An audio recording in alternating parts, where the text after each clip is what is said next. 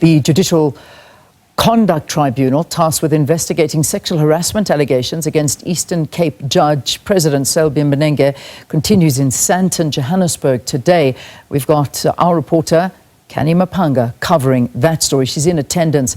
Canny, update us on this particular story.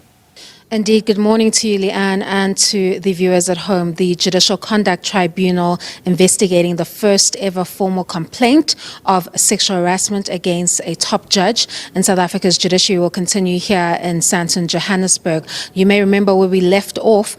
The facts is that Judge President Selby Mbenenge of the Eastern Cape Division of the High Court is being accused by a junior staffer of alleged sexual harassment via in-person interaction and electronic communication. Where we left off in January, we saw the complainant, that is Andiso Mango, who serves as a judge's secretary in that particular court, and of course the judge president is the most senior judge in the Eastern Cape Division of the High Court. He is the head of the court there, and then of course in the judiciary as a whole, if we look at it across the country, he's quite senior in his rank there as well.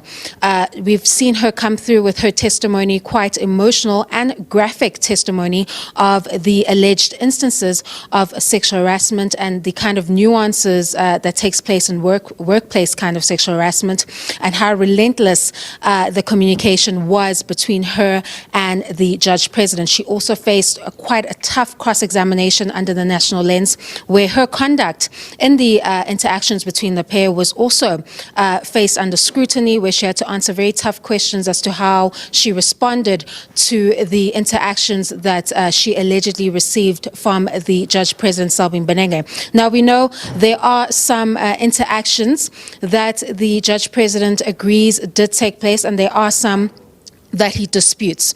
Of course, the general argument is that these interactions between the pair were consensual. So what you'll see for the next 10 days in this May leg of the sitting is that it is now for the judge president to explain his version of events. Now, how he will do so is still not clear as we begin this 10-day sitting. It could be that he would take the stand himself and give his version of events. But of course, if he does that, he opens himself up to cross-examination. And we have seen the defense allude to some witnesses that they will call to beef up his defense in this argument that the interactions were consensual. We expect this to include a cell phone expert that looked at the WhatsApp messages, as well as an emoji expert who will explain to the tribunal what an emoji means and what a person is trying to convey when they send an emoji in a text message. As you may remember, a lot of those text messages took place on that WhatsApp platform and includes quite a vast use of those emojis. So we expect that this hearing will begin at 10 a.m. this morning, and of course SABC News will be giving you that live coverage when it begins.